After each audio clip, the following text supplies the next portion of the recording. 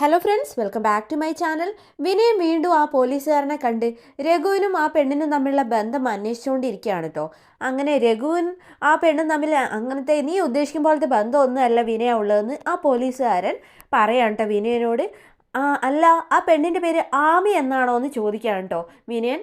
ആമിയും കോമിയും ഒന്നല്ല, അവളുടെ പേര് അമൃത എന്നാണ്. അതിൽ വിനയന് ചെറിയൊരു അപാകത തോന്നുകയാണ് കേട്ടോ. കാരണം ദാസാറിൻ്റെ വീട്ടിൽ വേലക്കാരിയുടെ കൂടെ കണ്ട പെണ്ണിൻ്റെ പേര് ആമിയാണെന്നാണല്ലോ പറഞ്ഞിരുന്നത്. അതുകൊണ്ട് തന്നെ വിനയം പിന്നെ ഒന്നും പറയുന്നില്ല കേട്ടോ.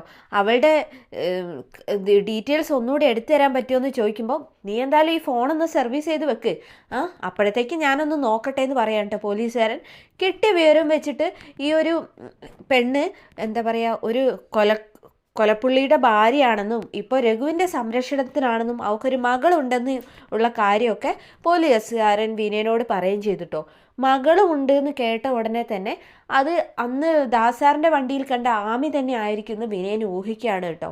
കൊലപ്പുള്ളിയുടെ ഭാര്യ എന്ന് കേട്ടതും ഏത് കേസാണെന്നും അതിൻ്റെ ഡീറ്റെയിൽസും ഒക്കെ വിനയൻ അന്വേഷിക്കുന്നുണ്ട് കേട്ടോ. അങ്ങനെ ഈ വിവരങ്ങളൊക്കെ കിട്ടിയ വിനയൻ നേരെ ചെല്ലുന്നത് മറ്റെങ്ങോട്ടും അല്ല, നമ്മുടെ അമ്പിളി ചേച്ചിയെ കാണാൻ വേണ്ടിയിട്ടാണ് കേട്ടോ. അങ്ങനെ വിനയൻ വരുന്നത് കണ്ടതും അമ്പിളി ഉമ്മറത്ത് തന്നെ ഉണ്ടായിരുന്നു, അയലിൽ നിന്ന് തുണി എടുത്തുകൊണ്ട്. വിനയനോ, നീ എന്താ വിനയ ഇങ്ങോട്ട്? നിൻ്റെ അമ്മാവൻ രാവിലെ വന്ന് പോയതേ ഉള്ളല്ലോ. പിന്നെ ചീരുവിനെ കാണാനാണെങ്കിൽ നടക്കില്ല കേട്ടോ. നിൻ്റെ അമ്മാവൻ വന്ന് പോയതിൻ്റെ വിഷമം തന്നെ അവൾക്ക് ഇതുവരെ മാറിയിട്ടില്ല. ഇനി നീയും കൂടെ അവിടെ സങ്കടപ്പെടുത്തണ്ടെന്ന് പറയാം കേട്ടോ. അയ്യോ അമ്പിളി ചേച്ചി, അതിന് ഞാൻ ചീരുവിനെയും മക്കളെയും കാണാൻ വന്നതല്ല. പിന്നെ ഞാൻ അമ്പിളി ചേച്ചിയെ കാണാൻ വന്നതാ. എന്നെയോ? എന്താ കാര്യം? അതെ, എന്നെ ഇന്നേ ഒരു പോലീസുകാരൻ വിളിച്ചിരുന്നു. അയാളുടെ ഒരു ഫോൺ സർവീസ് ചെയ്യുന്ന കാര്യം പറയാൻ വേണ്ടിയിട്ടാ. അപ്പം രഘുവേട്ടനെയൊക്കെ പരിചയമുള്ള പോലീസുകാരനാണെന്ന് പറയാം കേട്ടോ. അത് കേട്ടൊന്നും അമ്പിളി പെട്ടെന്ന് ടെൻഷൻ ആവുകയാണ്. അപ്പോഴാണ് പുറത്തെ ശബ്ദം കേട്ടിട്ട് ചീരു പുറത്തേക്ക് വരുന്നത് കേട്ടോ. വിനയനും അമ്പിളി ചേച്ചിയും കൂടി സംസാരിച്ചിരിക്കുന്നത് കണ്ടതും നമ്മുടെ ചീരുവിന് ഒരു അബദ്ധം മനസ്സിലാവുകയാണ് കേട്ടോ. വിനയൻ എന്തെങ്കിലുമൊക്കെ രഘുവേട്ടനെ കുറിച്ച് പറഞ്ഞ് ഫലിപ്പിക്കുമെന്നും അതുവഴി അമ്പിളിയും രഘുവും തമ്മിൽ വലിയ പ്രശ്നമാവുമെന്നും ചീരുവിന് അറിയാലോ. അതുകൊണ്ട് തന്നെ ചീരു പെട്ടെന്ന് അങ്ങോട്ട് വരികയാണ് കേട്ടോ. എന്നിട്ട് പോലീസുകാരെ എന്ത് പറഞ്ഞെന്ന് അമ്പിളി ചോദിക്കാം കേട്ടോ. അത് അമ്പിളി ചേച്ചി, രഘുവേട്ടനെ ഒന്ന് സൂക്ഷിക്കണമെന്നോ? എന്താ വിനയ, എന്താ കാര്യം എന്ന് അമ്പിളി ചോദിച്ചപ്പോൾ പെട്ടെന്ന് തന്നെ നമ്മുടെ എന്താ പറയുക, ചീരു അമ്പിളി ചേച്ചിന്ന് വിളിക്കാം കേട്ടോ. അങ്ങനെ ചീരുവിനെ കണ്ടതും വിനയനാകെ സ്റ്റെക്കാവുകയാണേ. എന്നിട്ട് നമ്മുടെ ചീരു പെട്ടെന്ന് തന്നെ അങ്ങോട്ട് ഇറങ്ങി ചെല്ലുകയാണ്. എന്നിട്ട് നിങ്ങൾക്ക് നാണമില്ലേ? അവിടെ കണ്ടതും ഇവിടെ കണ്ടതും പൊലിപ്പും തൊങ്ങലും വെച്ച് അവിടെ എവിടെയും പറഞ്ഞ് കുടുംബകലഹം ഉണ്ടാക്കാൻ. അല്ല, ചേച്ചിക്ക് ഒരു വേറെ ആരോടും കിട്ടിയില്ല ഇങ്ങനെ രഹസ്യം പറഞ്ഞിരിക്കാമെന്ന് ചോദിക്കാം കേട്ടോ. അല്ല ചീരു, രഘുവേട്ടനെ കുറിച്ച് ചേച്ചി ഇങ്ങോട്ട് വന്നേ, ഇയാൾ പറയുന്നതും കേട്ടിട്ടേ വെറുതെ കുടുംബ കലക്കാൻ നിൽക്കണ്ടെന്ന് പറഞ്ഞിട്ട് അമ്പിളിയെ പിടിച്ച് അകത്തേക്ക് കൊണ്ടുപോകാൻ കേട്ടോ. അല്ല ചീരു, രഘുവേട്ടനെ കുറിച്ച് എന്തോ വിനയം പറയാൻ വന്നു, ഇയാളുടെ സ്വഭാവം അറിയില്ലേ എന്നൊക്കെ പറയാൻ കേട്ടോ. എന്നിട്ട് ചീരു വിനയനോട് പറഞ്ഞ്, ഇതേ മേലിൽ നിങ്ങളുണ്ടല്ലോ എൻ്റെ വീടിൻ്റെ പറമ്പിൽ അങ്ങനെ കയറിയാലുണ്ടല്ലോ, നിങ്ങൾക്ക് നാണമില്ലേ മനുഷ്യ? ഇത്ര കാലമായിട്ട് നിങ്ങളുടെ സ്വഭാവം മാറ്റാനായില്ലല്ലോ എന്നൊക്കെ പറഞ്ഞിട്ട് വിനയൻ അധിക്ഷേപിക്കുകയാണ് കേട്ടോ. അതിൽ വിനയൻ, അയ്യോ ചീരു, ഞാനതിന് എന്നൊക്കെ പറഞ്ഞു വരുന്നെങ്കിലും ചീരു അതൊന്നും കേൾക്കാൻ കൂട്ടാക്കാതെ അമ്പിളിയെ പിടിച്ച് വലിച്ചുകൊണ്ട് പോവാണ് കേട്ടോ. എന്നിട്ട് നമ്മുടെ വിനയൻ്റെ മുഖത്തടിക്കുന്നതിന് സമാനമായിട്ട് ഡോറങ്ങ് വലിച്ചടക്കുകയാണ് കേട്ടോ. വിനയൻ്റെ മുഖത്തൊരടി കിട്ടിയ പ്രതീതിയായിരുന്നു.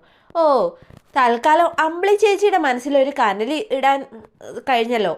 തൽക്കാലത്തേക്ക് അത് മതി എന്നോർത്ത് വിനയൻ സമാധാനിച്ച് തിരിച്ചു പോവാണ് കേട്ടോ. അമ്പിളിയെ കാണാൻ വരുന്നതിന് തൊട്ട് മുന്നേ തന്നെ നമ്മുടെ വിനയൻ ദാസാറിൻ്റെ അടുത്ത് പോയിട്ടേ തൻ്റെ സംശയങ്ങളൊക്കെ ഒന്ന് പറഞ്ഞായിരുന്നു കേട്ടോ. അല്ല വിനയ, നീ ഇപ്പം എന്തിനാ എന്നെ കാണാൻ വന്നതെന്ന് ദാസാർ ചോദിച്ചപ്പം രഘു ഇവിടെ ഇല്ല എന്നുള്ള കാര്യം ദാസാർ പറഞ്ഞിരുന്നു കേട്ടോ. എനിക്ക് ചില സംശയങ്ങളൊക്കെ ഉണ്ട്, അതൊന്ന് തീർക്കാനാ. ഓ, എന്താണാവോ നിൻ്റെ സംശയം? അല്ല, രഘുവേട്ടൻ്റെ കൂടെ ഒരു പെണ്ണിനെ കണ്ടായിരുന്നല്ലോ. അവളുടെ പേര് ആമി എന്നല്ലേ? അവളുടെ യഥാർത്ഥ പേര് അമൃത എന്നാണോ എന്ന് ചോദിക്കാം കേട്ടോ. ഓ, ഇനി അങ്ങനെ ആണെങ്കിൽ ഇപ്പം നിനക്കെന്താ, അത് വെച്ച് ഇനി കഥ ഉണ്ടാക്കണോ? നീ ഉണ്ടാക്കിക്കോന്ന് നമ്മുടെ ദാസാർ പറയാം കേട്ടോ. വിനയൻ അങ്ങനെ ഒന്നുമില്ലാതെ കഥയൊന്നും ഉണ്ടാക്കില്ല ദാസങ്ങളെ.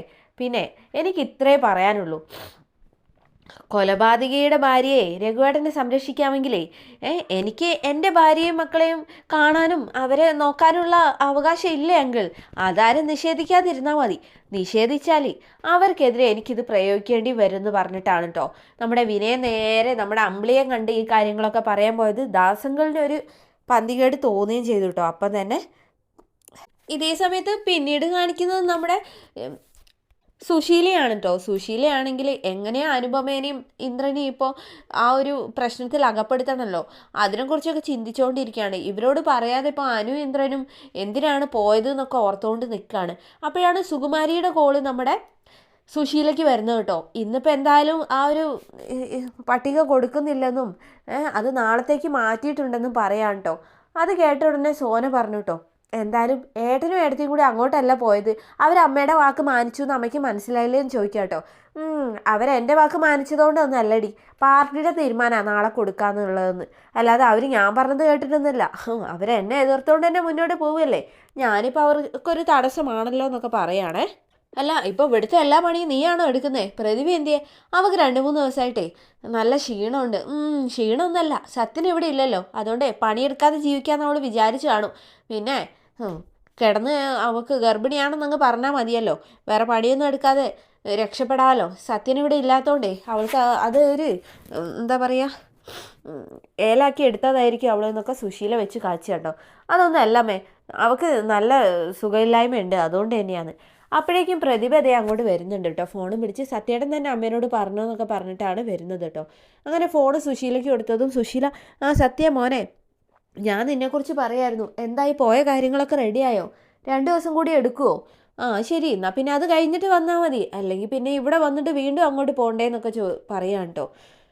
അങ്ങനെ ഫോൺ വെച്ചതിന് ശേഷം സുശീല പ്രതിഭയോട് ചൂടാവുക, എടി നീ എന്തിനാടി ഈ സത്യനെ വിളിച്ച് നിൻ്റെ സുഖമില്ലായ്മയൊക്കെ അവനോട് പറയാൻ പോകുന്നത്? ഞാനൊന്നും പറഞ്ഞിട്ടില്ല അമ്മേ, സത്യേട്ടൻ്റെ ശബ്ദം കേട്ട് തോന്നിയതായിരിക്കും എന്ന് പറയാം കേട്ടോ. അങ്ങനെ പ്രതിഭയും കുറേ വഴക്ക് പറഞ്ഞിട്ട് സുശീലയ്ക്ക് ഒരു സമാധാനം കിട്ടിയിട്ടോ. അങ്ങനെ പ്രതിഭ അകത്തേക്ക് പോയി. സോനയാണെങ്കിലോ, ഈ അമ്മ എന്തിനോ ചുമ്മാ ഓരോന്ന് പറയുന്നത്, പ്രതിഭ നീ പോയി റെസ്റ്റ് എടുത്തോ, ഞാൻ നിനക്ക് കുടിക്കാൻ എന്തെങ്കിലും എടുക്കാമെന്ന് പറഞ്ഞിട്ട് പിറകെ പോയിട്ടോ. സുശീലയാണെങ്കിൽ പ്ലാൻ തയ്യാറാക്കിക്കൊണ്ടിരിക്കുകയാണ് കേട്ടോ. എങ്ങനെയോ അനുപമേനെ നാണം കെടുത്തിക്കണമല്ലോ. അനുപമയും ഇന്ദ്രനും കൂടി പിന്നെ എങ്ങോട്ടായിരിക്കും പോയിരിക്കുന്നത് എന്നാണ് സുശീല ചിന്തിക്കുന്നത് കേട്ടോ. ഈ സമയത്ത് നമ്മുടെ അനു ഇന്ദ്രനാണെങ്കിലോ അനന്തമാഷിനെ ഒന്ന് കാണണമെന്ന് പറഞ്ഞിട്ട് ഒരു എന്താ പറയുക ഹോട്ടലിലേക്ക് വിളിച്ചു വരുത്തിയിരിക്കുകയാണ് കേട്ടോ. അവിടുന്ന് ജ്യൂസൊക്കെ കുടിച്ചുകൊണ്ട് കാര്യങ്ങളൊക്കെ പറയാം കേട്ടോ. എല്ലാ കാര്യങ്ങളും വീട്ടിൽ നടന്ന കാര്യങ്ങളും അതേപോലെ സുശീല തങ്ങളോട് സ്നേഹത്തോടെ അഭിനയിക്കുകയാണെന്നും യഥാർത്ഥത്തിലുള്ള സ്നേഹം കൊണ്ടൊന്നുമല്ല അനുപമയ്ക്കെതിരെ ഇങ്ങനെയൊരു നീക്കമാണ് അമ്മ നടത്തുന്നത് എന്നെല്ലാം ഇന്ദ്രൻ തന്നെ അനന്തമാഷിനെ അറിയിക്കുകയാണ് കേട്ടോ. ഇതെല്ലാം കേട്ട് അനന്തമാഷിന് വലിയ അത്ഭുതമാണ് കേട്ടോ. എന്തായാലും നിങ്ങൾ തൽക്കാലം നാമനിർദ്ദേശ പത്രിക കൊടുക്കുന്നത് നാളെന്നാക്കിയത് പാർട്ടിയല്ലേ, അതുകൊണ്ട് തൽക്കാലം നിങ്ങൾ അമ്മയെ എതിർക്കാതെ അമ്മ പറഞ്ഞ പോലെ തന്നെ 3-ാം തീയതിക്ക് അത് മാറ്റി വെച്ചൂടെന്ന് ചോദിക്കാം കേട്ടോ. അത് വേണോ? അപ്പോൾ അമ്മയായിട്ട് സമ്മേളനത്തിൽ പോകാനാണോ അച്ഛൻ ഉദ്ദേശിക്കുന്നത്? തൽക്കാലം അമ്മ എന്താണ് മനസ്സിൽ കാണുന്നതെന്ന് നിങ്ങൾക്കറിയില്ലല്ലോ. നാമനിർദ്ദേശ പത്രിക കൊടുക്കുന്നത് 3-ാം തീയതിയിലേക്ക് മാറ്റിക്കഴിഞ്ഞാൽ നിങ്ങൾക്ക് അത് മനസ്സിലാക്കാൻ കുറച്ച് സമയം കിട്ടും, അതായിരിക്കും നല്ലതെന്ന് പറയാം കേട്ടോ. അതൊരു കണക്കിന് ശരിയാണല്ലോ. അങ്ങനെ എന്തായാലും ഇന്ദ്രനും അനുപമയും തീരുമാനം മാറ്റുകയാണ്. സുശീല പറഞ്ഞ പോലെ തന്നെ ചെയ്യാൻ അമ്മ പറഞ്ഞതുകൊണ്ട് 3-ാം തീയതിയാണ് തങ്ങൾ നാമനിർദ്ദേശ പത്രിക സമർപ്പിക്കുന്നതെന്നൊരു പ്രതിച്ഛായ അവിടെ ഉണ്ടാക്കിയെടുക്കുകയാണ് കേട്ടോ. ഇതേ സമയത്ത് ഈ വിനയം പറഞ്ഞതെല്ലാം കേട്ടിട്ട് അമ്പിളി ആകെ ടെൻഷനിലാണല്ലോ. അമ്പിളി എന്ത് ചെയ്തു, ഫോൺ വിളിച്ചിട്ട് രഘുവിനോട് എന്തൊക്കെയോ പറയാണ്. കോവളത്തേക്ക് നിങ്ങൾ പോയത് ആരെ കാണാനാ? നിങ്ങളുടെ കൂടെ വല്ല പെണ്ണുങ്ങളും ഉണ്ടോ? അങ്ങനെ തുടങ്ങി ഒരുപാട് കാര്യങ്ങൾ രഘുവിനോട് പറയുന്നുണ്ട് കേട്ടോ. രഘു ആണെങ്കിലോ ഇതെല്ലാം കേട്ട് ആകെ പ്രാന്ത് പിടിച്ച് ദാസാറിനെ വിളിച്ച് കാര്യം പറയാൻ കേട്ടോ. അത് മറ്റാരും അല്ല, വിനയൻ ഓതി വിട്ടതാണെന്നുള്ള കാര്യം ദാസാറിന് അറിയാലോ. അതുകൊണ്ട് തന്നെ ദാസാറ് രഘുവിനെ സമാധാനിപ്പിച്ച് അമ്പിളിയോട് ഞാൻ സംസാരിച്ചോളാം എന്ന് പറയാണ്. എന്നിട്ട് നമ്മുടെ ദാസങ്ങൾ പെട്ടെന്ന് തന്നെ ഈ ചീരുവും അമ്പിളിയൊക്കെ താമസിക്കുന്ന വീട്ടിലേക്ക് വരിക കേട്ടോ. വണ്ടിയിൽ നിന്ന് ഇറങ്ങി അവിടെ നിന്നതെന്നല്ലാതെ ദാസാർ വീട്ടിലേക്ക് കയറിയൊന്നുമില്ല കേട്ടോ. അങ്കിളെ വീട്ടിലേക്ക് കയറുന്നില്ലേ എന്നൊക്കെ ചീരു വിളിച്ച് ചോദിച്ചതും, ഇല്ല നീ അമ്പിളിയെ ഒന്ന് വിളിക്ക്, ഞാൻ അവളെ കാണാൻ വേണ്ടി വന്നതെന്ന് പറയാം കേട്ടോ. അങ്ങനെ അമ്പിളി അവിടേക്ക് വന്നു. എന്താ അങ്കിളെന്ന് ചോദിക്കുക. നീ എന്താ അമ്പിളി രഘുവിനെ വിളിച്ച് പറഞ്ഞത്? രഘുവിനെ കോവളത്തേക്ക് പറഞ്ഞു വിട്ടതേ ഞാനാ, അവൻ്റെ കൂടെയുള്ളതേ അവൻ്റെ അനിയത്തിയുടെ ഭർത്താവാ ശബരി. നീ അവൻ്റെ കൂടെ എന്താ വേറെ വല്ലവരും ഉണ്ടോ, പെണ്ണുങ്ങളുണ്ടോ എന്നൊക്കെ ചോദിച്ചതിൻ്റെ അർത്ഥം എന്താ? നിൻ്റെ അനിയത്തീൻ്റെ ഭർത്താവിൻ്റെ കൂടെയല്ലേ അവൻ പോയത്, എന്താ നീ നിനക്ക് ശബരീനി സംശയം ഉണ്ടോ എന്നൊക്കെ ദാസാറ് ചോദിക്കാം കേട്ടോ. അമ്പിളി ആകെ നാണം കെട്ടുപോയിട്ടോ. പിന്നെ അവരെ 2 പേരെ അങ്ങോട്ട് അയച്ചതേ ഞാനാ, ഒരു പ്രധാനപ്പെട്ട ബിസിനസ് മീറ്റിംഗാ അവർ പോയത്. അത് വിജയിച്ചു കഴിഞ്ഞാലേ എത്രമാത്രം ലാഭമാണെന്ന് നിനക്കറിയോ? അത് നന്നായി വരാൻ വേണ്ടി പ്രാർത്ഥിക്കുന്നതിന് പകരം നീ ഇതുപോലെയുള്ള തലവേദനകളാണോ അമ്പിളി ഉണ്ടാക്കുന്നതെന്ന് ചോദിക്കാം കേട്ടോ. അതിൽ നമ്മുടെ ചീരുവും മഞ്ചാടിയൊക്കെ നോക്കി നിൽക്കുന്നുണ്ട് കേട്ടോ. ഇവരൊന്നും ഇത് അറിഞ്ഞിട്ടില്ലല്ലോ. അമ്പിളി ആകെ ചൂളിപ്പോയിട്ടോ ദാസാറിൻ്റെ ചോദ്യത്തിൽ. പിന്നെ നീ എന്താ വിചാരിച്ചത് അവർ രണ്ടുപേരെയും അങ്ങോട്ട് അയച്ച ഞാൻ അപ്പോൾ അവരുടെ കൂടെ പെണ്ണുണ്ടോ എന്ന് ചോദിച്ചാൽ ഞാനെന്താ മാമാപ്പടിയാണോ ചെയ്യുന്നത് അമ്പിളി എന്ന് ചോദിക്കാം കേട്ടോ. ഇതിൽ അപ്പോഴേക്കും മഞ്ചാടി പറഞ്ഞു, ഓ ഈ അമ്പിളി ചേച്ചിയുടെ ഒരു ഒടുക്കത്തെ സംശയം. എൻ്റെ അമ്പിളി ചേച്ചിക്ക് ഇനി രഘുവേട്ടന് വല്ല സംശയം ഉണ്ടെങ്കിൽ നേരിട്ട് ചോദിച്ചാൽ പോരെ, അല്ലാതെ ഫോൺ വിളിച്ച് ഇങ്ങനെ പറയിക്കണമെന്നൊക്കെ ചോദിക്കാം കേട്ടോ. അത് കേട്ടതും അമ്പിളി പെട്ടെന്ന് ദേഷ്യത്തോടെ, എടി ഞാൻ എൻ്റെ ഭർത്താവിനെ അടി വിളിച്ചത് അല്ലാതെ വഴി കൂടെ പോകുന്നവരെ ആരോടും ഞാൻ പറഞ്ഞിട്ടില്ല എന്ന് പറയാം കേട്ടോ. അത് കേട്ടതും ദാസാർ പറഞ്ഞു, അമ്പിളി നീയേ വെറുതെ ഓരോന്ന് ഇങ്ങനെ ചിന്തിച്ചു കൂട്ടി ആലോചിച്ചുണ്ടാക്കിയാലേ നിന്റെ കുടുംബജീവിതം തന്നെയായിരിക്കും തകരാൻ പോകുന്നത് എന്ന് പറഞ്ഞു കേട്ടോ. അമ്പിളി പറഞ്ഞു, ഓഹോ എന്തായാലും ഞാൻ രഘുവേട്ടൻ വിളിച്ച് പറഞ്ഞ കാര്യങ്ങളൊക്കെ അങ്കിളിനോട് ഓതി തന്നത് രഘുവേട്ടനല്ലേന്ന്. അതിൻ്റെ പേരിൽ നീ ഇനി മൂന്നാമതൊരു പ്രശ്നം കൂടി ഉണ്ടാക്കണ്ട അമ്പിളി. ഇതൊക്കെ നീ ആലോചിച്ച് വരുത്തി കൂട്ടുന്നതാ. രഘുവിൻ്റെ മേലിൽ നീ അനാവശ്യമായിട്ട് ഒരാരോപണം ഉന്നയിക്കേണ്ട ഒരാവശ്യമില്ല. ഇത് നിനക്കൊരു താക്കീതാണ് എൻ്റെ അമ്പിളി. നീയായിട്ട് നിൻ്റെ കുടുംബം തകർക്കണ്ട. നിൻ്റെ കുടുംബം മാത്രമല്ല ഈ കുടുംബം മുഴുവൻ തകർക്കാനേ ഇതുപോലത്തെ ഓരോ കാരണങ്ങൾ മതി എന്ന് പറഞ്ഞ് ഒരു താക്കീത് ഇത് പോവുകയാണ് കേട്ടോ. അതിനുശേഷം അമ്പിളിയോട് ചീരു പറയാണ്, എൻ്റെ പൊന്ന് ചേച്ചി, ആ വിനയൻ്റെ വാക്ക് കേട്ടിട്ട് ചേച്ചി അല്ലാതെ രഘുവേട്ടനെ സംശയിക്കോ? ആ വിനയനെ രഘുവേട്ടനോട് എത്രമാത്രം ശത്രുതയുണ്ടെന്ന് ചേച്ചിക്ക് അറിയത്തില്ലേ? അതൊക്കെ എനിക്കറിയാം. പക്ഷേ അതുകൊണ്ട് മാത്രം ഞാൻ രഘുവേട്ടനെ സംശയിക്കുന്നു നിങ്ങൾക്ക് തോന്നുന്നുണ്ടോ? ഒരു കാരണമില്ലാതെ ഇതിന് മാത്രം ഇപ്പോൾ എന്ത് കാരണം കൊണ്ടായിരിക്കും അമ്പിളി ചേച്ചി രഘുവേട്ടനെ സംശയിക്കുന്നതാണ് അടുത്തത് മഞ്ചാടിയുടെ സംശയം കേട്ടോ. ഇതേ സമയത്ത് നമ്മുടെ ഇന്ദ്രനും അനുപമയാണെങ്കിലോ സുശീലയ്ക്കെതിരെ എങ്ങനെ വലവിരിക്കാം, അല്ലെങ്കിൽ സുശീല ഒരുക്കുന്ന ചതിക്കുഴിയിൽ പെടാതെ എങ്ങനെ രക്ഷപ്പെടാം, എങ്ങനെ സ്ഥാനാർത്ഥിയായി മത്സരിച്ച് വിജയിക്കാം, സുശീല സ്വപ്നം കാണുന്നതിനേക്കാൾ മുന്നേ ഇതൊക്കെ പ്രവർത്തിച്ച് എന്താ പറയുക വിജയത്തിലെത്താമെന്നാണ് അവർ ചിന്തിക്കുന്നത്. എന്തായാലും സുശീലയുടെ തോൽവിയാണ് കേട്ടോ ഇവർ ലക്ഷ്യം വെക്കുന്നത്. വീണ്ടും അടുത്ത കിടലം വീഡിയോയിൽ കാണാം. അതുവരേക്കും thanks for watching my channel.